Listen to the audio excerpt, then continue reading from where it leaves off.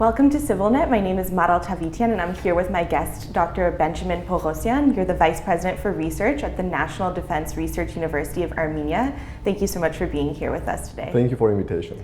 Could you start off by describing your research and your role at the university? The National Defense Research University has been established in early 2016, and it has been established on the base of Institute for National Strategic Studies. INSS itself has been established in 2005.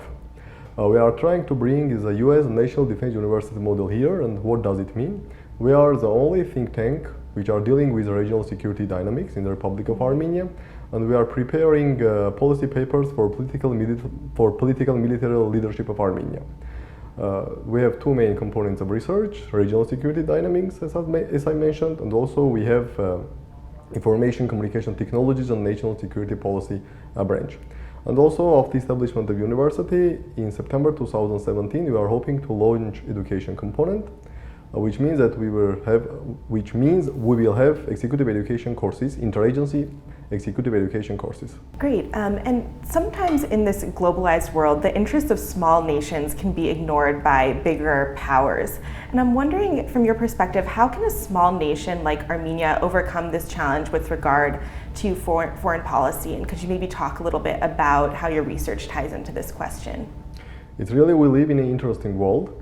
After 1991, collapse of the Soviet Union, there was a decade with the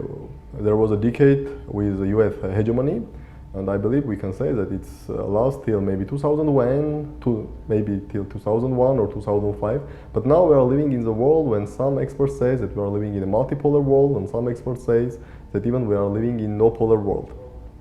In this situation, it's really difficult for small countries to pursue their national interests. So what Armenia is doing? Obviously, Armenia is a strategic ally of Russia. We are a member of Collective Security Treaty Organization, and also we are a member of Eurasian Economic Union. These both two are Russian-led organizations, one military and one economic. But also Armenia tries to pursue balanced relations with Euro-Atlantic community. So we have good relations with NATO. Armenia is signing IPABs with NATO. Currently, the fourth IPAB is underway. And also we have friendly partner relationship with United States, and the vibrant American-Armenian community also plays a vital role here. Regarding the EU, we know that Armenia is a part of Eastern Partnership Program. Armenia negotiated association agreement in 2013. Then Armenia was not able to sign it, but now we are going to sign a comprehensive partnership agreement with EU in 2017.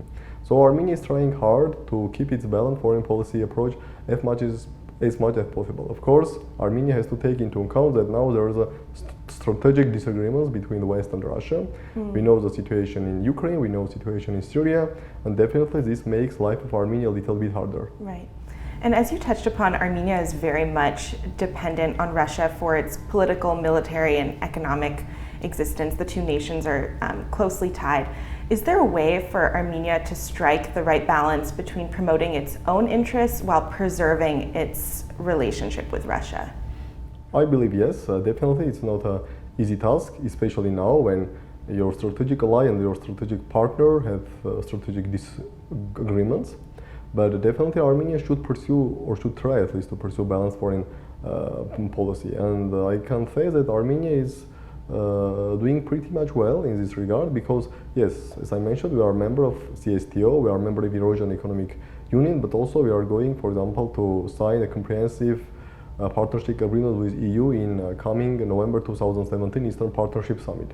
What does it mean? It means that Armenia is trying, at least for now, to keep a balanced foreign policy approach as much as possible. And what do you see as some of the benefits that will come with signing this agreement later this year? The EU is a source of Armenia for fostering in Armenia economic reforms, political reforms, issues relating with good governance, human rights, rule of law. And the EU is one of the biggest donors in Armenia.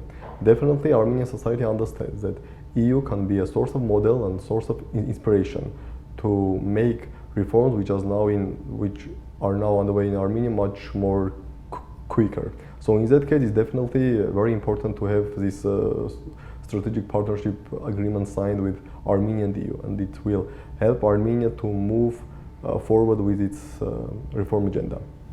And could you talk about some aspects of that reform agenda that you hope will come with the signage of this agreement? Yes, it's a political system, independent of judiciary system, also issues with free and fair competition in economic. So these all are very important if Armenia is going to be a successful nation. Great. I want to switch gears a little bit and talk about U.S.-Armenia relations. As you know, America is home to the second largest Armenian diaspora after Russia, and the diaspora is very influential in the Republic of Armenia. How can the country leverage the diaspora not only for material and financial investments, but also for the human capital that it offers? First of all, we should try to understand the key pillars of U.S. Foreign policy in post-Soviet space. First of all, we should understand that the main point for United States is its relation with Russia. Everything in post-Soviet space depends on its relation with Russia. So when we are speaking about the U.S. policy in South Caucasus or U.S.-Armenia relations, we should understand that per se the South Caucasus is not within vital interest of the United States. So United States will pursue its relation with South Caucasus independence or in connection with its Russian policy. What does United States want since 1991 in post-Soviet space? Definitely United States is supporting the reform process, the capacity building and state building process in post-Soviet space. And why United States is doing that? Not only because the United States has some ideas to promote democracy, to promote freedom in the world, but because United States understands that if more independent the nations, post-Soviet nations are, the more they are ready to pursue independent foreign domestic policy, and they are more capable to encounter Russia even when necessary. But of course, this is also very pragmatic and useful from point of view post-Soviet states. That is why United States is supporting all post-Soviet states, and the United States is one of the biggest donors of Armenia. Right. Through USAID and through different other projects. So the US-Armenia relations are vitally important for Armenia, because as I mentioned, now United States is not a hegemon, but definitely is the number one great power in the world. And regarding the diaspora, what can Armenia do to receive much more from diaspora? I believe we here should understand that Armenia should not perceive diaspora as only a money giver. Diaspora can be source of ideas, can be source of inspiration, and can be source of education, and also can be source of bringing much more qualified education force back into Armenia. You were mentioning the pillars of U.S. foreign policy in the post-Soviet space. Could you expand on that a little bit, and whether or not you think that the interests of the Armenian government align with those of the U.S. in this region? If we have to take into account the fact that for the United States, the post-Soviet space is one of the important regions, but not the vital. Definitely, United States have more vital instruments in other regions. Definitely, it's China, the problem of growing China, it's South China Sea. We have the mess in the Middle East, and also we have near abroad of United States, I mean South America. But in any case, the United States is also here in Europe, and we see that especially after the Ukraine crisis, the United States had a growing involvement in the Europe. President Obama adopted a European Assurance Initiative, which is bringing much more American troops into Eastern Europe, into Central Europe, and into Baltic states. And the main pillar and the main reason behind this U.S. policy is to support the post-Soviet space states to become more independent, to support their statehood, their capacity building. And in this case, of course, it's also useful for Armenia to receive this support and to develop our capacities. Of course, now when there are these disagreements between the United States and Russia, it is much more problematic for Armenia.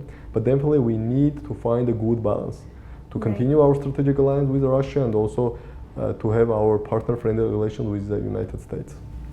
And with the new American administration of President Donald Trump, there's been a lot of talk about foreign policy changing quite dramatically, American foreign policy. Do you see this change in administration in the U.S. affecting the U.S.-Armenia relationship very dramatically, or what is your view on that? No, I don't think so, because we should understand that the United States is a state where institutions means more than individuals. Of course, any individual, especially if he's a president or secretary of state or secretary of defense, can have some influence on policy.